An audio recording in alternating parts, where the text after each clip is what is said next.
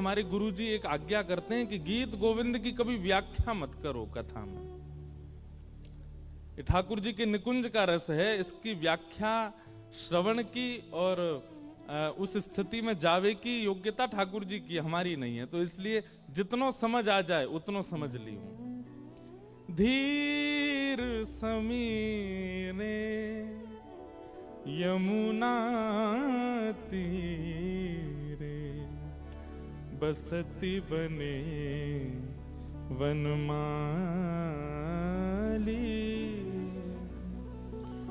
गोपी पिना पायो धर्मर्दन, गोपी पिना पायो धर्मर्दन, चंचल कर युगशाली, धीर समीरे यमुना तीरे बसती बने वनमाली, नाम समेतम कृत संकेतम, नाम समेतम कृत संकेतम, वादयते मृदुवेणु, वादयते मृदुवेणु, बहुमनुते ननुते तनु संगत, बहु ननुते ननुते तनु संगत, पवन चलित मपरेणु, धीर समीरे यमुना। केवल एक स्थिति का वर्णन है। श्री जयदेव महाप्रभु कह रहे हैं कि यमुना तट पर धीर समीर यानी कि धीमे धीमे धीमे धीमे सूर्य अस्ताचल को हैं, सुंदर पवन बह रही है, कुंगराले केश ठाकुर जी के अलकावलियां मुखमंडल पर आ रही हैं। वृंदावन की शाम आज भी सुंदर होती है। उस समय की कैसी रहती होगी, जहां पवन मंदिराचल पर्वत की चंदन की सुगंधियों को लपेट करके बहता है। यमुना जी की कलकल करती धार कभी कभी ठाकुर जी की ओर देखती हैं तो रुक जाती हैं। ठाकुर जी अपने मुखमंडल को थोड़ा सा तिरछा करते हैं। अच्छा, मैंने कथा में बताया वंशी, वेणु और मुरली, ये तीन संकेतों में ठाकुर जी की आकृति बदलती है। ठाकुर जी जब वंशी बजाते हैं तो वंशी कब बजती है, जब अधर पर एक छिद्र और ये जो ठाकुर जी के दोनों हस्त कमल है बिल्कुल अधर के सामने ही हों तो समझो ठाकुर जी वंशी बजा रहे हैं। अधर से दोनों हस्तकमल थोड़े नीचे हैं तो समझो ठाकुर जी मुरली बजा रहे हैं। परंतु अपने शीश को किशोरी जी की तरफ थोड़ा सा तिरछो किए और दोनों हस्तकमल ऊपर को हैं, तब समझो ठाकुर जी वेणु बजा रहे हैं। कभी जाकर के अनुभव किया कीजिए। श्री राधा रमन लाल जी आपको किस भेष में दिख रहे हैं? मुरली मनोहर लाल लग रहे हैं कि वंशीधर लाल लग रहे हैं कि वेणुगोपाल लग रहे हैं? यदि दोनों हस्तकमल अधर से नीचे हैं तो मुरली है, अधर के सन्मुख हैं तो वंशी है, और अधर से थोड़े ऊपर हैं तो वेणु है। मुरली ठाकुर जी उनके लिए बजाते हैं जो ठाकुर जी के ज्यादा जानकार नहीं है, लेकिन ठाकुर जी कभी कभी उन पर अपनी कृपा करना चाहते हैं, उनके लिए ठाकुर जी मुरली बजाते हैं। वंशी ठाकुर जी उनके लिए बजाते हैं जो सखा हैं, जो ग्वाल बाल हैं, जो गैया हैं, नंद बाबा हैं, यशोदा मैया हैं, जो ठाकुर जी के अपने हैं। लेकिन वेणु ठाकुर जी उनके लिए बजाते हैं जिनसे ठाकुर जी प्रेम करते हैं। वेणुगोपाल, बहुत कम चित्र छवि दिखती होगी जब ठाकुर जी का मुखमंडल श्री जी की ओर झुका हो और दोनों हस्त कमल ऊपर, मानो ठाकुर जी मदमस्त होकर के बजा रहे हैं। उस समय जो स्वर निकलता है वेणु का, वो है सवनस राग। श्रीमद् भागवत के युगल गीत में उसका वर्णन है। जब ठाकुर जी वेणु वाद्य करते हैं, ब्रह्मा जी अपने सारे कार्य छोड़ करके, सरस्वती जी अपनी थोड़ी पर हाथ धर के, सूर्य चंद्र एक साथ प्रकट होकर के, और दूर कुंज में बैठी श्री किशोरी जी नेत्र बंद करके ठाकुर जी के भाव सुनती है। वेणु की ध्वनि सबको सुनाई नहीं देती, केवल जिनके चित्त में कृष्ण प्रेम है। बाकी सबको तो ठाकुर जी मुरली मनोहर और वंशीधर ही लगते हैं, पर वेणु, इनका स्वर तो केवल बहुत, जैसे व्हाट्सएप पे एक ब्रॉडकास्ट मैसेज होता है, वो गिने चुने लोगों को ही जाता है, या फिर एक और समझो तो ग्रुप बना हुआ है, उस ग्रुप में डालोगे बाकी सबको नहीं जाएगा। ठीक वैसे ही ठाकुर जी का वंशीनाद और मुरलीनाद ये सब सुनते हैं, पर वेणुनाद ये तो एक ग्रुप है स्पेसिफिक, उन्हीं लोगों को सुनाई देता है। तो यहां पर श्री जयदेव महाप्रभु जो कह रहे हैं, नाम समेतम कृत संकेतम, किलोमीटरों दूर अपने घर में भोजन बना रही गोपी को ठाकुर जी को बुलाना है, तो उसकी वेणु ऐसी बजाएंगे कि वही को नाम व ध्वन में जाएगा। नाम समेतम कृत संकेतम। गोपी को धुन नहीं सुनाई देती, शब्द सुनाई देता है। अरे चल, तू क्या कर रही है, मैं तेरी प्रतीक्षा कर रहा हूं, जल्दी आ। बंधुओं एक बात कहें, कथा में भी मुरली, वंशी और वेणु ये तीनों रूप धारण करती है वक्ता की वाणी। किसी किसी को कथा में मुरली सुनाई देती है। मुरली मतलब हाँ बढ़िया है, टाइम पास तो अच्छा हो जाता है कथा में, उनको केवल कथा इतनी ही लगती है, अच्छा है, मन तो लगता है।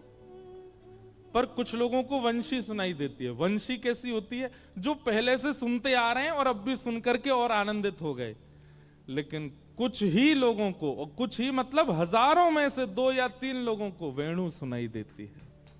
और वेणु सुनने के बाद क्या होता है, ताली पहले बजा के सबरों काम खराब कर दियो। वेणु सुन के क्या होता है, आपको ये नहीं लगेगा कि यहां 1000 लोग बैठे हैं, आपको लगेगा केवल मैं बैठा हूं और ये कथा केवल मुझे सुना रहे हैं। और वेणु की ध्वनि, वक्ता की वाणी वेणु लगने लग जाए तो फिर क्या होगा, फिर एक क्षण भी आप रह नहीं पाओगे यहां। तुरंत लगेगा कि बस चलो वृंदावन, अभी चलो, कोई ले जाए बस हमें। वो वेणु है। ठाकुर जी गोपी गीत के समय वेणु बजाते हैं, रास में वेणु बजाते हैं, गिरिराज धारण के समय वंशी बजाते हैं, अन्य अन्य स्थानों पर वंशी मुरली बजाते हैं। पर वेणु गीत में वहां पर वर्णन आता है ना कि कैसे गोपियां, ठाकुर जी दूर वन में जाके वंशी बजाते हैं, वेणु का नाद करते हैं, और दूर घर में बैठी हुई गोपियों को ठाकुर जी का दर्शन होने लग जाता है। क्या कर रहे हैं ठाकुर जी, कैसे, नाम समेतम कृत संकेतम वादयते मृदुवेणु धीर समीरे यमुना तीरे वसति बने। बहुत सुंदर है गीत गोविंद। मन तो बहुत होता है कि सब भाव बता दें, पर सब अधिकारी हों तब तो। पतति पतत्रे, ठाकुर जी की वेणु सुनकर के जो पत्र है ना, वो हवा से कहते हैं आओ हमको गिराओ, ताकि हम इनके चरणों से छू जाएं, इनके अंग के किसी भाग से हमारा स्पर्श हो जाए।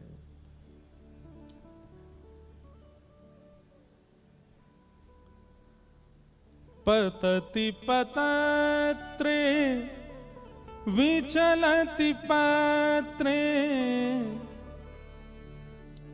संकित भव दुपयानम धीर समीरे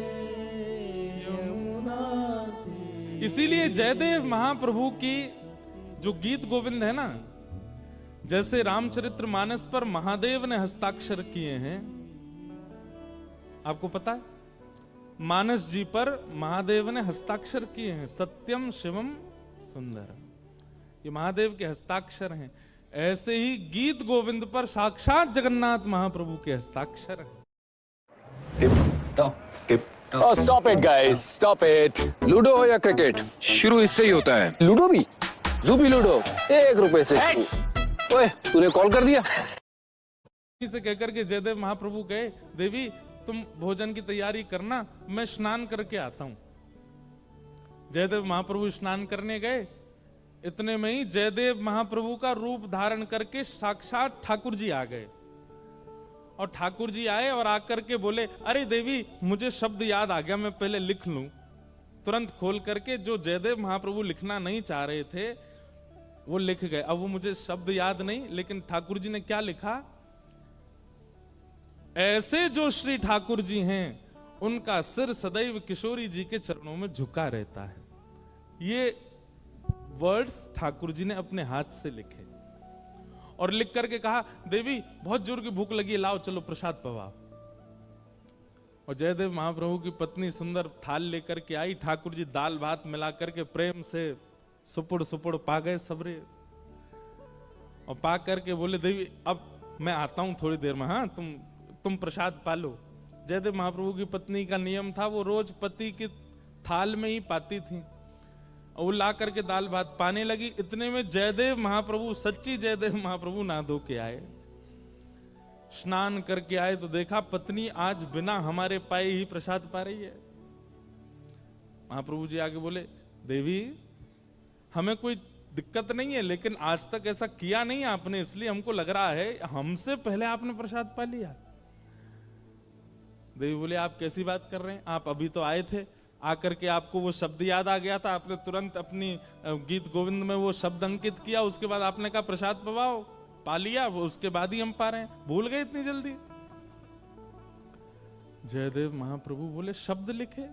और जैसे ही महाप्रभु जी ने जाकर के गीत गोविंद खोल करके देखा, तो जो वो एक पंक्ति याद नहीं आ रही थी उनको, स्वयं ठाकुर जी अपनी मधुर हस्त लिखी से, कितनी सुंदर हैंडराइटिंग होगी ठाकुर जी की, अपने आप लिख करके गए। और वो भाव क्या था, जिनके तुम मुखमंडल का वर्णन कर रहे हो, ऐसे श्री कृष्ण का मुख सदा झुका रहता है किशोरी जी के चरणों में, ये लिख करके गए।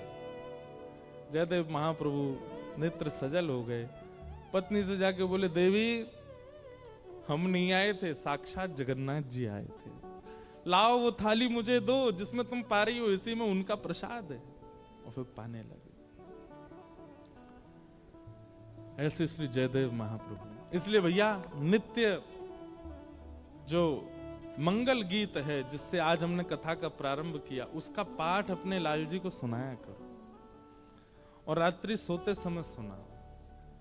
जगन्नाथपुरी में तो आज भी ठाकुर जी सोते ही नहीं जब तक गीत गोविंद ना गाया जाए। बोलो वृंदावन बिहारी लाल। तो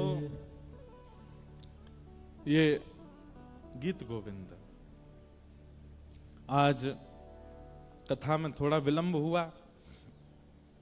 आज हमारे वरुण जी का सुंदर भाव था, तो आप सब लोग श्रवण कर रहे थे।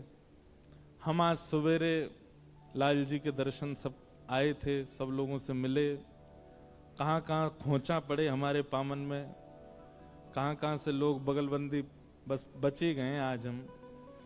तो आप सब लोगों के द्वारा दिया गया जो स्नेह था उसके कारण खूब आनंद में थे। तो थोड़ा विलंब से हुआ, लेकिन कोई बात नहीं है। कौन सा कहीं जाना है आप लोगों को हल जोतने, यहीं रहना है। और अमृतसर वाले इनकी तो हमने देख ले भैया, इन्हें देर है वे तो कोई दिक्कत नहीं है। जिस समय हम कथा पूरी करते हैं पंजाब में अधिकतर उस समय कथा शुरू होती है। अब हमारी कथा 24 से सुनाम में है, वो तो कथा ही 7 बजे से है। तो भैया ये तो 80 पै गए पंजाबियां दे पल्ले, ठाकुरा बल्ले बल्ले। इतनी आती हमको पंजाबी, इससे ज्यादा बुलवा मत लेना, नहीं तो कहाँ का क्या बोल जाएंगे कुछ पता नहीं है। लगती बहुत अच्छी है जब दीदी गाती हैं। हमारे भैया चंडीगढ़ आए थे, इतना सुंदर भाव सुनाया था, सुनाई हो एक बार, बहुत अच्छा भाव वहाँ गाया था। हमारी दीदी गाती हैं खूब पंजाबी में, कल भी कुछ गा रही थी रात में, बार बार मुझसे कह के गई हैं कुछ कहना नहीं, कुछ कहना नहीं। कल बहुत कुछ हुआ रात को लेकिन हम अपने तक ही रखेंगे, बात ज्यादा डिस्क्लोज करेंगे नहीं उसको। तो पंजाबी जब सुनते हैं ना तब लगता तो बहुत अच्छा है, पर हमको बस समझ में आती, बोली नहीं जाती। बुलवाने पे अगर आ जाओ तो ऐसा लगता हर शब्द के आगे एंदी पेंदी लगा दो बस, तो सब बन जाए पंजाबी। इंद्रेश खांदी तुसी आंधी असी जान दे। तो यही तो है, दीदी लगा दो बस हो गया काम। तो मधुर पंजाबी है आप लोगों की। तो श्री रत्नावती जी का चरित्र चल रहा था कल, और श्री रत्नावती जी के चरित्र में हमने कल श्रवण किया कि छोड़ी कुल की कहानी,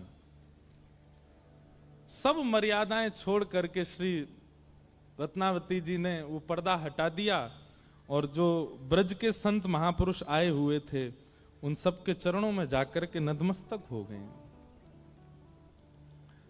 सूरदास जी ने बहुत सुंदर भाव उस विषय में कहा है, वो हमने कल सुना था। उसके बाद ऐसी स्थिति हो गई कि राजा को खबर पड़ी, तो राजा को बहुत कष्ट हुआ। उसको लगा राजवंश की महिला और ऐसे खुले में ही नाचती है, संतों के बीच में कीर्तन करती है, करताल बजाती है, सब प्रकार की भावना रखती है।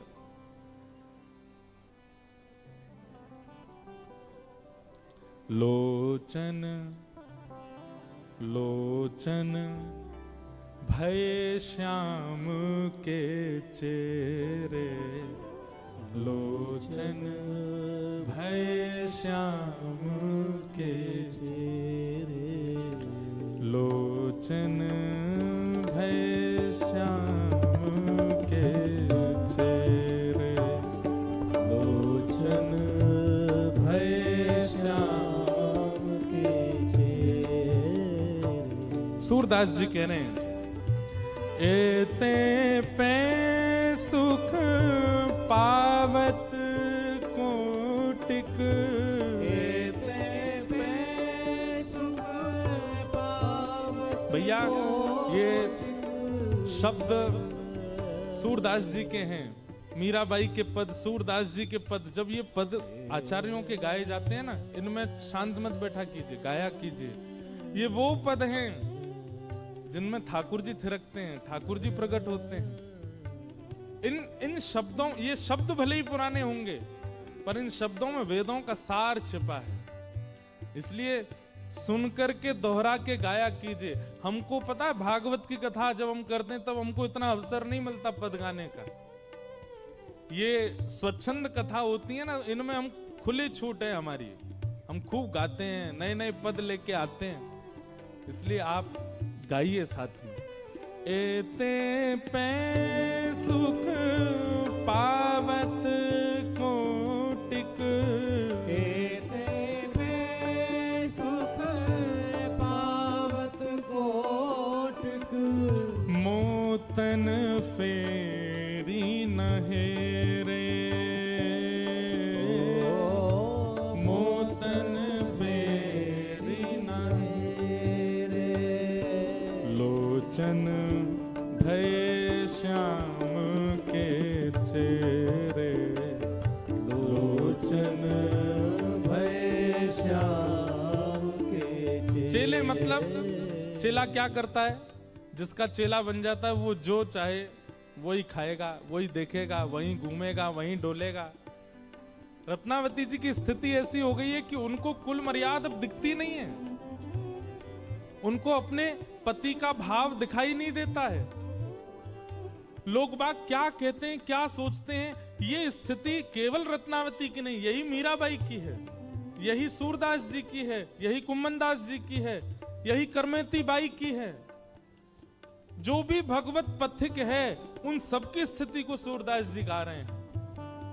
उनके नेत्र कैसे हो जाते हैं, बोले ठाकुर जी के चेहरा बन गए, अब जैसे ठाकुर जी चाहेंगे वैसे घूमेंगे। लोचन भय श्याम के चेहरे, लोचन भय श्याम के चेहरे, हा हा करत परत हरि चरणन, हा हा करत परत हरि चरणन, हा हा करत परत हरि चरणन, हा हा करत परत हरि चरणन, ऐसे बस भय उनके, ऐसे बस भय उनके, लोचन भय श्याम के चेहरे, लोचन भय श्याम के चेहरे। रत्नावती कह रही हैं, और क्या करते हैं ये नेत्र, हाँ उनको वदन विलोकत निस दिन, उनको वदन विलोकत निस दिन, उनको वदन विलोकत निस दिन, उनको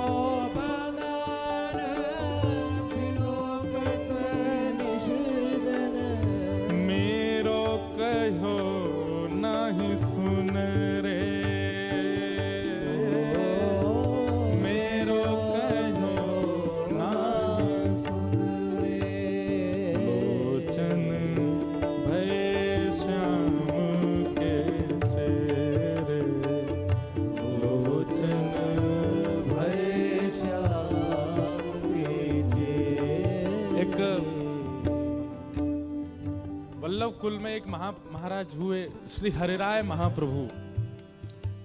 श्री हरिराय महाप्रभु जी के जितने भी पद हैं उनमें छाप है रसिक प्रीतम।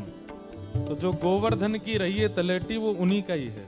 रसिक प्रीतम हित चित की बातें, वे आचार्य चरण थे लेकिन सब जगह उनके पद में छाप मिलती है रसिक प्रीतम। उनका एक पद मैंने गाया था,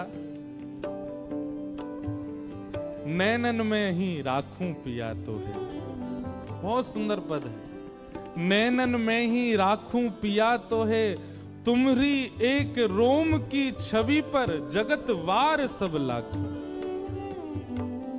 हे राधारमण लाल, आपके मुख पे, आपके यौवन पे जगत वारूं, ये तो बहुत छोटी बात होगी। आपका एक रोम अधिकारी है जगत के वारने का, लेकिन क्या करें, हम जगत ही वार सकते हैं, लेकिन आपके सर्वांगीण रूप पर यदि वार ना हो तो जगत कम पड़ेगा।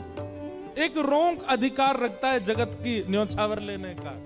तुम्हारी एक रोंक की छवि पर जगत वार सब लाखों, भेंटूंगी अंग सकल सांवल को, अधर सुधारस चाखूं। रसिक प्रीतम संगम की बातें काहू सो नहीं भाकूं। चुप रहूंगी, किसी को नहीं बताऊंगी आप कैसे मिले, आपने कहां छुआ, कैसे दिखे, सुगंधी कैसी थी, नेत्र कैसे थे, अधरामृत कैसा था, किसी को बताऊंगी नहीं। पिया तो है नैनन में ही राखो, उनको वदन विलोकत निस दिन, उनको वदन विलोकत निस दिन, मेरो कहो नाही सुन रे, मेरो कहो ना सुन रे, लोचन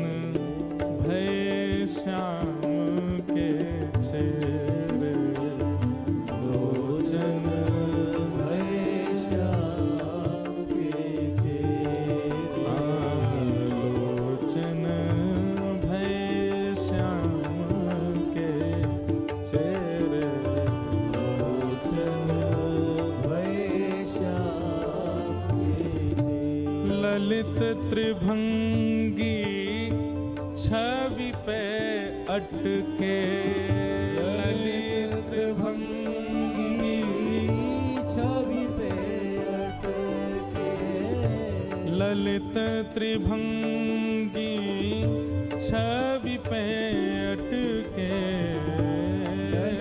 त्रिभंगी छवि पे अटके, फटके मुंह से तोरे, फटके मुंह से तो, या फिर कहो ना तो मुंह से तोरे, ना तो मुंह से कौन? तोड़े, लोचन भय श्याम के चेहरे, लोचन भय श्याम, लोचन भय श्याम के चेहरे, लोचन भय श्याम के चेहरे, सूरदसाय मेरी कीन्ही, सूरदसाय मेरी कीन्ही, सूरदसाय। रत्नावती कह रही हैं मेरी तो ये दशा कर दी इन्होंने, ये अटक गए व त्रिभंग लली के रूप में मोते सबरे नाते तोड़ दिए। मैं कहूं मूंद जाओ, नहीं माने, उनको ही देखते रहे, उनमें अटक गए। कितने सुंदर भाव है। सूरदसाय मेरी कीन्ही, मेरी जो दशा है इनमें पूरा कारण ये नेत्र हैं, और आपन हरि से जोरे,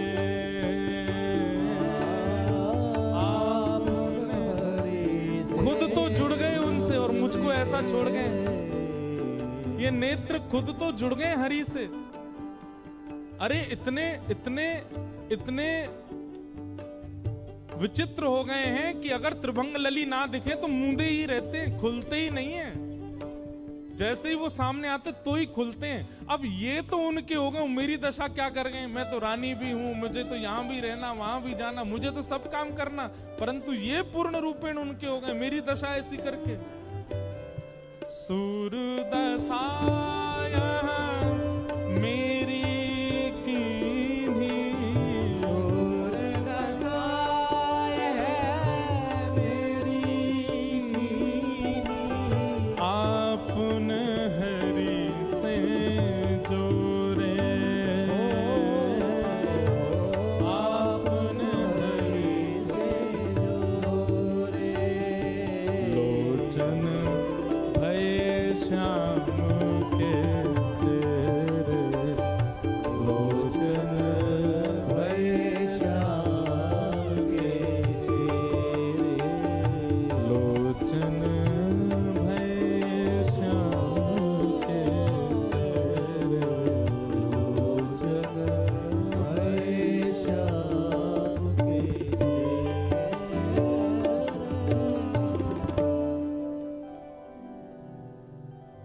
एक दासी के द्वारा केवल भगवत यश सुनने के कारण ऐसी स्थिति रत्नावती की हो गई।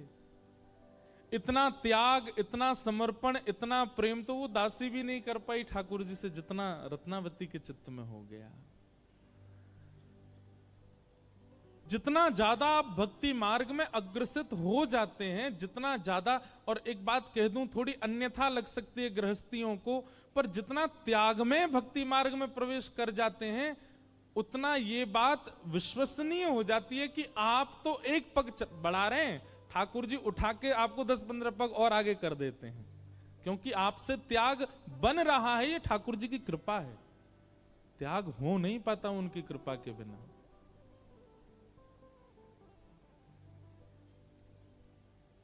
अब पत्नी, बच्चे, परिवार, धन संपत्ति, इनको त्यागने की बात तो कहनी नहीं चाहिए मंच से। आप तो यह त्याग के दिखा दो, बस मान जाएंगे आपको। यह त्याग के दिखाई दो। महाराज, पत्नी छोड़ना आसान है आज की डेट में, कितने डिवोर्स हो रहे हैं देखो।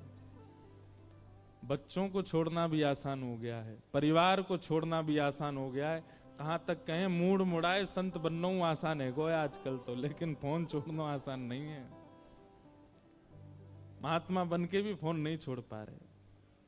आप कहोगे महाराज जी पहले खुद तो हम क्या को छोड़े, हमारे तो पद है में, हमारी तो कथा पूरी सब पद पदावली, हम तो यही थे सब याद करें। लेकिन एक बात लिख लीजिएगा, अगर आप त्याग कर पाते हैं भक्ति मार्ग में तो ये ठाकुर जी की कृपा है। आप तो नहीं कर सकते, ठाकुर जी करवा रहे हैं। रत्नावती स्थिति में आ गई। अब इनके पिताजी, इनके पतिदेव दिल्ली में थे और रत्नावती जी के एक पुत्र हैं। वो पुत्र भी पिता के साथ ही दिल्ली गए हुए थे। इनके पुत्र का नाम प्रेम सिंह। जैसे ही राजा को पता चला कि रत्नावती जो हैं वो तो संतों के बीच जाती हैं, उनके बीच नृत्य करती हैं, उनको भोजन पवाती हैं और सब कुल खानदान की मर्यादा सब तोड़ दी। ये बात राजा को पता चली ही थी, बड़े चिंता में बैठे थे राजा, अब क्या करें कैसे करें। इतने में ही प्रेम सिंह पुत्र जो हैं उनका आना हुआ पिता के पास और पिताजी उनको संबोधित कर रहे हैं, देखो आ गया बैरागन का बेटा, देखो आ गया उस साधु मूड मुड़ाई का बेटा। और ऐसे मंत्रियों से कहकर के हंसी करने लगे। प्रेम सिंह जी ने जब ये बात सुनी तो मन में उनके क्षोभ हुआ कि मेरे मां के भक्ति भाव में अग्रसित होने पर पिताजी इस प्रकार का उपहास कर रहे हैं हमारा। तो प्रेम सिंह ने अपनी माता जी को पत्र लिखा और पत्र में लिख करके बताया, बोले मां, आज भरी सभा में मैं जैसी गया पिताजी ने मेरा अपमान किया, ये कहकर के देखो मूड मड़ाई का बेटा आ गया, बैरागण का बेटा आ गया। लेकिन मां, मैं आपके चरणों में निवेदन करना चाहता हूं, मैं आपसे ये बात कहना चाहता हूं, मैं आपसे निवेदन करना चाहता हूं, ये हमारा अपमान नहीं है, ये हमारा सौभाग्य है कि हमारा परिचय अब ठाकुर जी से किया जा रहा है। बंधुओं, एक बात बहुत ध्यान से सुनिएगा। कोई व्यक्ति अमृतसर में रहता है, वो हमारे ब्रज में आवे और वाको जैसी परिचय दी हो जाए, ये अमृतसर से आए, तो अमृतसर नाम आते ही पता है क्या याद आता है? अमृतसरी कुलचा, अमृतसर के पेड़ा की लस्सी, तीसरे नंबर पर फिर गोल्डन टेम्पल, फिर बागा बॉर्डर आदि आदि। लेकिन आप लोग खुद सोचो, जैसे ही कोई नाम लेता है मीराबाई, क्या याद आता है चित्त में? श्री ठाकुर जी, गिरधर लाल। जैसे कोई नाम लेता है गोस्वामी तुलसीदास जी, चित्त में कौन आते हैं? राम जी आते हैं, हनुमान जी आते हैं। जैसे कोई नाम लेता है हमारे चित्र विचित्र महाराज का, बिहारी जी याद आते हैं, पूनम दीदी का, हमारी किशोरी जी याद आती हैं। अपनी पहचान ऐसी बने कि हमारा नाम जब सभा में लिया जाए तो जितने लोग सभा में बैठे उनके चित्त में ठाकुर जी प्रकट हो जाएं। तब समझो कि हमारा भजन करना, हमारे जीवन में भक्ति करना सार्थक है कि हमारे परिचय से ठाकुर जी याद आते। कोई विषय याद नहीं आ रहा है, कोई संसारी भावना याद नहीं आ रही है।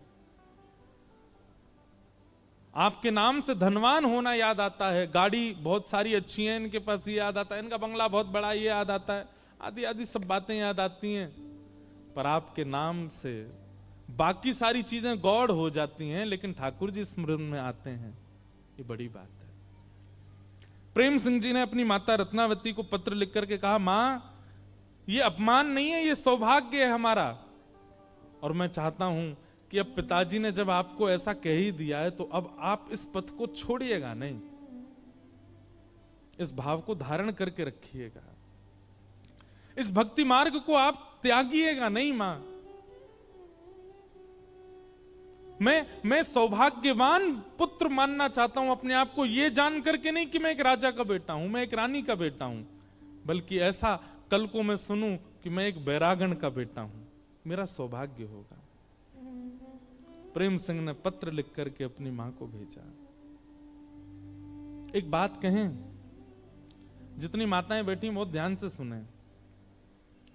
कई बार देखा जाता है कि पिता यदि सद्विचार वाले नहीं है ना, लेकिन मां सद्भाव वाली है, तो पुत्र में वो सद्भाव आते हैं।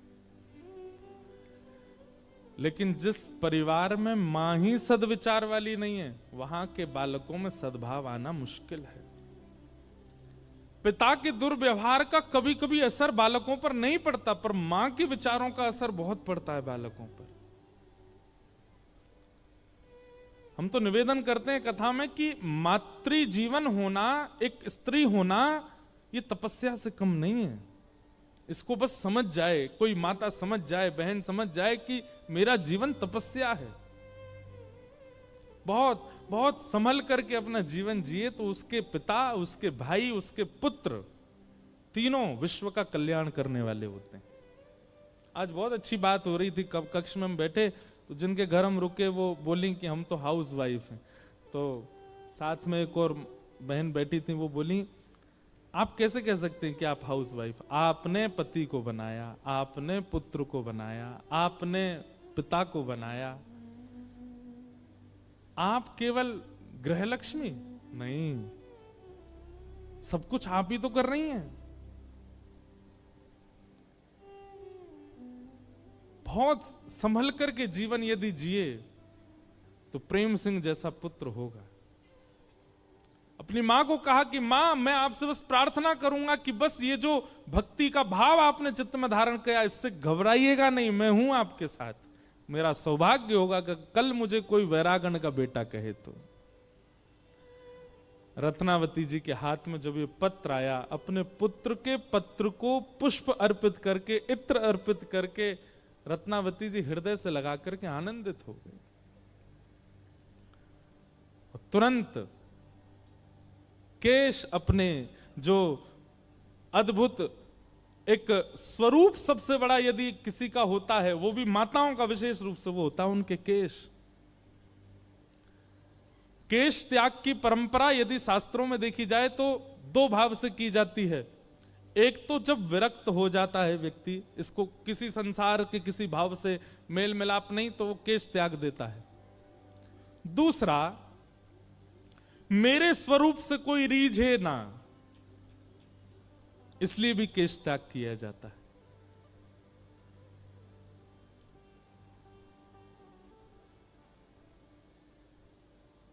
मैं राजवंश की नारी हूं, और वो कह ही रही थी कल ही दासी से कि मेरे अंग में, मेरे शरीर में ऐसा कौन सा अंग है जो बताता है कि मैं रानी हूं, बता, मैं उसको काट दूंगी। और आज अपने पुत्र का पत्र देख करके कि मां, मुझे गौरव होगा अगर कल कोई कहे कि मैं एक बैरागण का बेटा हूं। गई रत्नावती और जाकर के अपने केश मुड़ा दिए। जैसे ही रत्नावती आई सभा में, अन्य राजकन्याओं ने देखा, अन्य महारानियों ने देखा, राजमाता ने देखा, सब अपने मुख पर हाथ रख करके, सबके नेत्रों में आंसू, सब चर्चा करने लगे, पूरे नगर में हल्ला हो गया। लेकिन रत्नावती के मुखमंडल पर वो प्रसन्नता है। क्यों? क्योंकि अब सब त्याग दिया। अब कोई नहीं कहेगा कि ये राजमाता है, अब कोई नहीं कहेगा ये रानी है, अब कोई नहीं कहेगा, अब सब क्या कहेंगे, ये तो बैरागण है, ये तो श्याम सुंदर की है।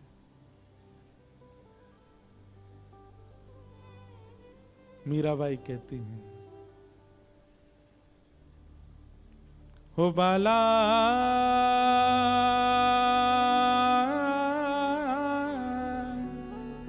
मैं बैरागन हूंगी, मैं बैरागन हूंगी।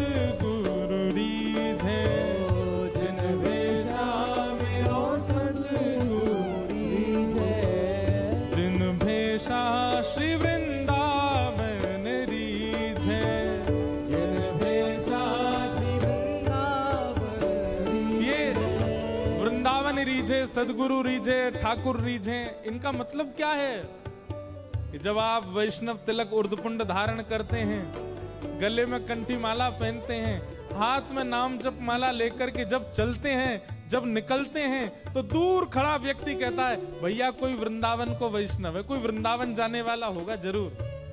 अरे महाराज आप तिलक लगा करके अमृतसर में घूम लीजिए, दुकान पर जाएंगे, कहीं भी जाएंगे, एक व्यक्ति तो ऐसा मिलेगा पूरे दिन जो आपसे राधे राधे कह जाएगा। क्यों? जब कोई आपसे राधे राधे बिना परिचय के बोल जाए, जय श्री कृष्ण बिना परिचय के बोल जाए, तो समझ जाना वृंदावन रीझ गया, सदगुरु रीझ गए, ठाकुर रीझ गए हमसे। ओ जिन भेषा मेरो सावरो रीझे, जिन भेषा मेरो सावरो रीझे, मैं सो ही भेष धरूंगी हो, मैं तो सो ही भेष धरूंगी, हाँ मैं तो सो ही भेष धरूंगी हो, मैं तो सो ही भेष धरूंगी। अरे हाँ मैं बैरागन होऊंगी, मैं बैरागन हाँ होऊंगी, मैं बैरागन होऊंगी, मैं बैरागन। मीराबाई कहती हैं ओ कहो तो कुसुमल साड़ी रंगावा, कहो तो कुसुमल साड़ी रंगावा, कहो तो कुसुमल साड़ी रंगावा, कहो तो कुसुमल साड़ी रंगावा, ओ कहो तो भगवा भेष, कहो तो भगवा भेष, कहो तो मोतियन मांग भरावा, कहो तो मोतियन मांग भरावा,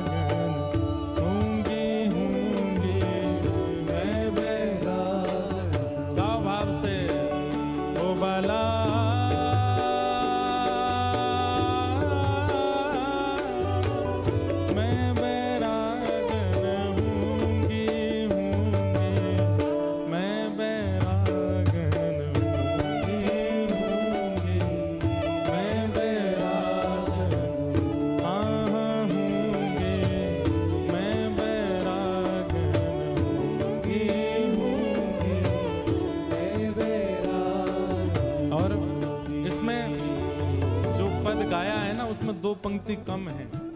क्या कहते हैं मीराबाई? यातन की मैं करूं किंगरे, यातन की मैं करूं, हाँ यातन की मैं करूं किंगरे, यातन की मैं करूं किंगरे। ओ रसना नाम कहूंगी, रसना नाम कहूंगी। ओ मीरा के प्रभु गिरधर नागर, मीरा के प्रभु गिरधर नागर, मीरा के प्रभु नटवर नागर, मीरा के प्रभु नटवर नागर। मैं तो साधु संग करूंगी हो, मैं तो साधु संग करूंगी हो, मैं तो वैष्णव संग करूंगी, हाँ मैं तो वैष्णव संग करूंगी। अरे हाँ मैं बैराग होंगी, मैं बैराग हाँ होंगी, मैं बैराग होंगी, मैं बैराग ओ बाला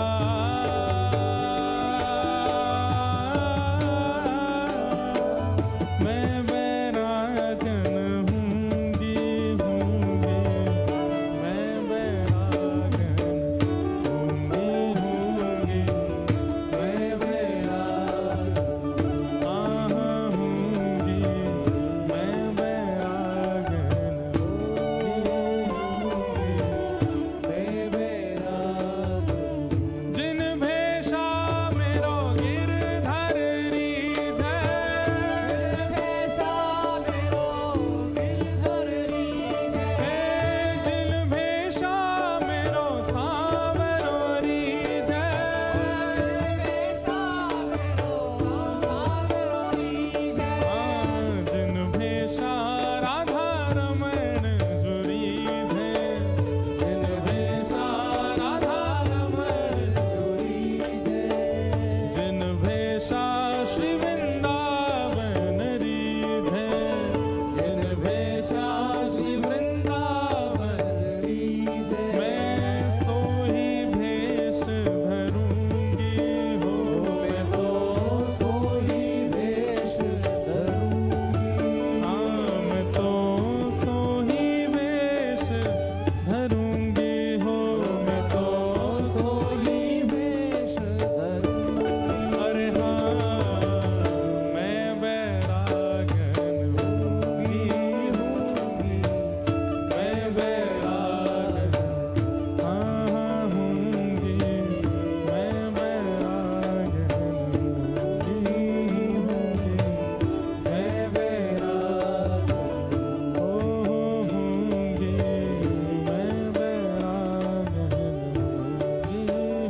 हूँगी, मैं बैरागन हाँ हूँगी, मैं बैरागन हूँगी,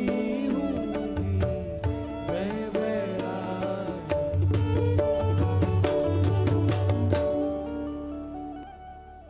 रत्नावती जी ने वैरागण भेष धारण किया। वैरागण भेष का मतलब कहीं ऐसा ही नहीं जैसा रत्नावती जी ने धारण किया।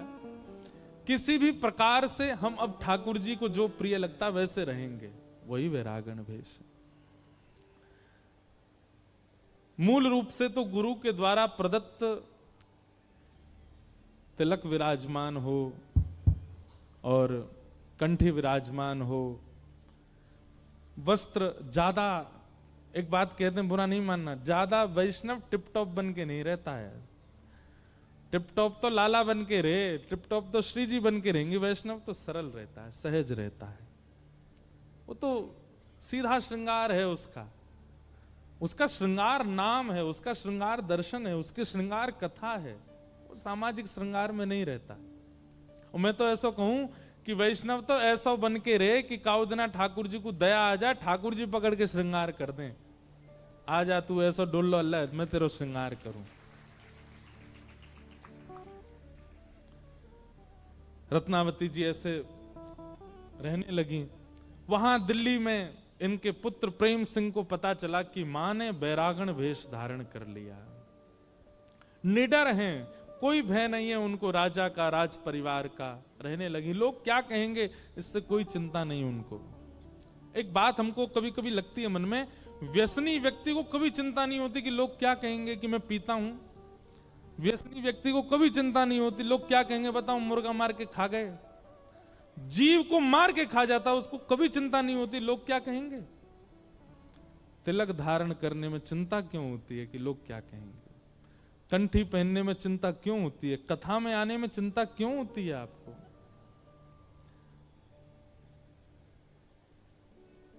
कम से कम मांस मदिरा के कहलाना आजकल फैशन हो गया है क्या। कितनी विचित्रता, ये कलयुग नहीं है तो क्या है। हमको चिंता हो जाती है कि लोग क्या कहेंगे, हमने तिलक लगा रखा है। चिंता नहीं। रहने लगी रत्नाबाई।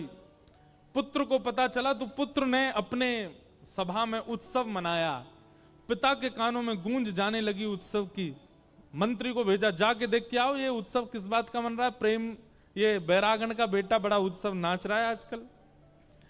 जाकर के किसी ने पूछा, बोले उत्सव किस खुशी में, क्या बात है। प्रेम सिंह मानो अटारी पर खड़े होकर के और जोर जोर से चिल्ला करके बधाई देते हुए कह रहे हैं, आज मेरा परम सौभाग्य, मेरा जन्म लेना सार्थक हो गया। मैं एक बैरागण का बेटा हूं, मेरी मां बैरागण हो गई, मेरी मां ठाकुर जी की हो गई। और वो कहता है, मैं ऐसी मां का पुत्र हूं जिसका तन भक्त है और जिसकी आत्मा श्री कृष्ण है। मैं उनका पुत्र हूं, इसलिए मैं उत्सव मना रहा हूं। सबको लड्डू बांट रहे हैं, सबको माला पहना रहे हैं कि मैं ऐसी भक्तिमती मां का पुत्र हूं। मंत्रियों ने जाकर के राजा को यह बात बता दी कि वो तो उत्सव मना रहे हैं। बात सुनकर के राजा को क्रोध आया और अपने पुत्र पर ही चढ़ाई करने के लिए उन्होंने सेना तैनात कर दी। यहां से प्रेम सिंह को पता चला पिताजी लड़ने के लिए आए हैं मुझे नष्ट करने के लिए, तो वह भी पूरी सेना लेकर तैयार हो गए। बोले कि मैं मातृ भक्त के भक्ति रूप की रक्षा के लिए अपने प्राण गंवाने पड़े गवा दूंगा, लेकिन जीवन भर ये तो रहेगा कि मैं एक भक्त का पुत्र हूं। लोगों के समझाने पर दोनों में युद्ध शांत हुआ, नहीं तो युद्ध करने वाले थे। राजा उसी रात आमेर को प्रस्थान कर गए। आमेर पहुंचते ही उनको पता चला, लोगों ने आकर के बता दिया, वो ऐसे नाच रही थी, ऐसे बाल कटवा दिए उन्होंने, ऐसा रूप हो गया उनका। संत महात्माओं को दूर दूर से पकड़ के ले आती हैं, स्पर्श में भी लज्जा नहीं करती हैं। राजा ने कहा, इतनी नाक हमारी कट गई, अब तो एक ही उपाय है। बोले रानी रत्नावती को मरवा दो, इनकी मृत्यु हो जाए, उसी से ही हम सांस ले पाएंगे। फिर वहां एक तो दूसरा भक्त वो दिल्ली में बैठा है, पुत्र इनका, ये एक हमारे घर में बैठी है। प्रयास किया और एक जैसे वहां राणा ने मीराबाई के लिए एक सिंह भेज दिया था। कुछ कुछ कथा मिलती है रत्नावती जी की। यहां भी एक शेर भेज दिया, एक भूखा शेर पिंजड़े में था, उसको छोड़ दिया। रत्नावती जी संत निवास में रहती थी, वहीं छोड़ दिया उसको। जैसी गर्जना करके द्वार पर सिंह आया, इतनी निर्भय हो चुकी हैं, उनके मन में किंचित भी ये भाव नहीं आया कि कोई जीव आया है, कोई जंतु आया है, कोई सिंह आया है। धाड़ सुनते ही चित्त नेत्र बंद हो गए और तुरंत मन में भाव आया, ओहो, प्रहलाद की रक्षा करने के लिए नृसिंह रूप धारण किया था हरि ने, वही आए हैं। आज मेरे हरि नृसिंह बन के आए हैं। दौड़ करके मंदिर गई, माला लेकर के, तिलक लेके, पूजा थाल लेकर के, और पहुंच गई। सब लोग दूर खड़े खड़े देख रहे थे, अब ये झपट्टा मारेगा, अब ये देखना रत्नावती को नष्ट कर देगा। रत्नावती जी गई, जाकर के पहले तो दंडवत प्रणाम किया, और दंडवत प्रणाम करके उस सिंह के चरणों को ही देखती रही, मुख नहीं देखा। क्योंकि भागवत जी में ऐसा वर्णन है कि श्री प्रहलाद जी ने नरसिंह भगवान का मुख नहीं देखा था, चरण ही देख रहे हैं। समीप जाकर के तिलक किया, बिल्कुल हाथ भी नहीं कांप रहे उनके, माला पहनाई, आरती करी और नैवेद्य पधरा दिया। सब लोग देख करके अचंभित रह गए और रानी रत्नावती के नेत्र सजल। बोले मैं जानती हूं आप सिंह बन के आए हो, अब मैं बहुत दूर नहीं हूं, कल कुर्म बन के आओगे, फिर कच्छप बन के आओगे, धीरे धीरे धीरे धीरे यही स्वरूप आपका त्रिभंग लली में परिवर्तित हो जाएगा और एक दिन मेरे सामने साक्षात मेरे श्याम सुंदर होंगे। ये तो प्रारंभ है, मैं समझ गई हूं। पहले आप संतों के भेष में आते थे, अब आप नृसिंह रूप में आए हो। अब कल आप कुर्म बनोगे, फिर कच्छप बनोगे और फिर एक दिन मेरे श्याम सुंदर बनोगे। ये तो रत्नावती हैं जो कि सिंह में ठाकुर जी को देख रही हैं। वहां हमारे नामदेव जी महाराज वो तो भूत में ठाकुर जी देख रहे थे। भूत आ गया सामने, बार बार रूप बदलने लगा। नामदेव जी बोले जय हो महाराज, प्रणाम आपकी, जय हो पंडरीनाथ। भूत बोला मैं पंडरीनाथ नहीं हूं, मैं भूत हूं। बोले नहीं तुम झूठ बोल रहे हो, इतने रूप बदलने की सामर्थ्य मेरे परमात्मा में, किसी भूत में नहीं है। महाराज इतने विश्वास से प्रणाम किया भूत को कि भूत का तो उद्धार हो गया, ठाकुर जी प्रकट हो गए। हमारे चित्त में ऐसा विश्वास मंदिर में जाके ठाकुर जी के प्रति ना हो, मानवन में तो बहुत दूर की बात। वैसे ये चरित्र सुनकर के हमको एक छोटी सी बात मन में आती है कि जिनको सिंह देख करके भय नहीं लगा, तभी हमारा भजन चल रहा हो और भजन के बीच में कोई ऐसा जीव आ जाए सन्मुख, जब मुझे छिपकली से बहुत डर लगता है। मेरे को मन में आया सच में रत्नावती जी का चरित्र पढ़ते कि उनको सिंह से भय नहीं लगा, हमको छोटी सी वो जीव से डर लग जाता है। अब इस भय पे काम करना चाहिए, क्योंकि हमने उसको जीव दृष्टि रखी है, इसलिए उससे भय लगता है। उसके प्रति भी ठाकुर जी की दृष्टि हो, पर पता नहीं क्यों उसके प्रति होती नहीं हमारी ठाकुर जी की दृष्टि। सब में ठाकुर जी दिख जाते, छिपकली में ना देखें बस।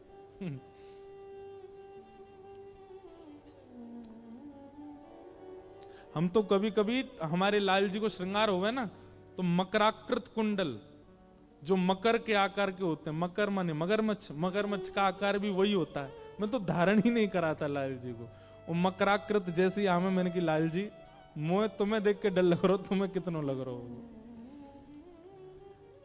लेकिन आज ये चरित्र कह के मन में आता है कि यह भी एक भजन का स्वरूप है कि आपको जिससे भय लगता है उसमें भी परमात्मा दिखने लगे, तो समझो आपका भजन फलीभूत हो रहा है। निर्भयता, प्रणाम किया और माला पहना करके दंडवत किया। मैं प्रतीक्षा करूंगी कि आप त्रिभंगी बन के कब आओगे। ये प्रणाम किया, सिंह पीछे मुड़ गया और जितने लोग उसको पिंजरा में पकड़ के ले गए थे और वहां खड़े थे छिप छिप के, उस सिंह ने जा करके उन सबको नष्ट किया, सबको नष्ट करके दूर जंगल में भाग गया। ये बात राजा को पता चली। सबने जाके बोला वो तो माला पहना रही थी, तिलक कर रही थी, आरती कर रही थी, भोग नैवेद्य पधरा रही थी। कुछ नहीं कहा उसने।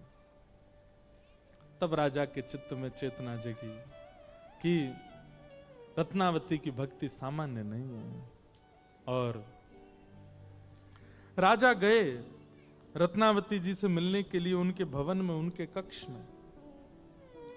राजा ने जाकर के प्रणाम किया।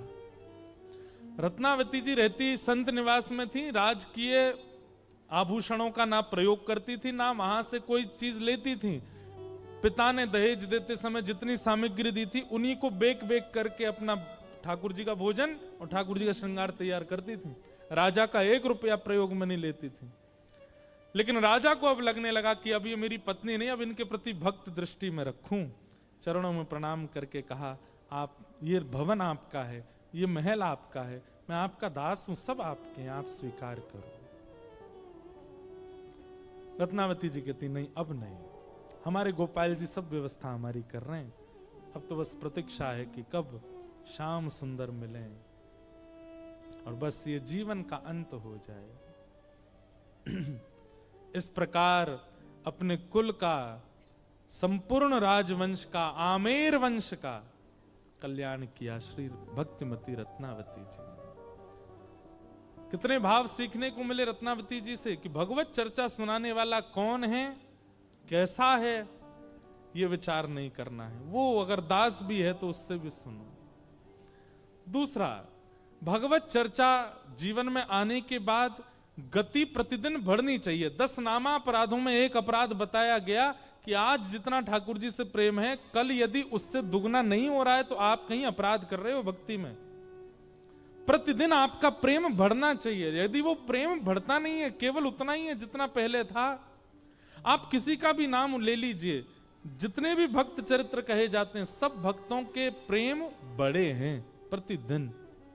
और हमारा उल्टा है, हम पहले तो बढ़ते हैं और फिर एक स्थिति में आने के बाद हम गिरने लग जाते हैं। वहां से हमारा प्रेम, हमारा स्वभाव, हमारा व्यवहार, हमारी स्थिति पर घटती है। ये अपराध के कारण होता है और इसमें सबसे ज्यादा वैष्णव अपराध।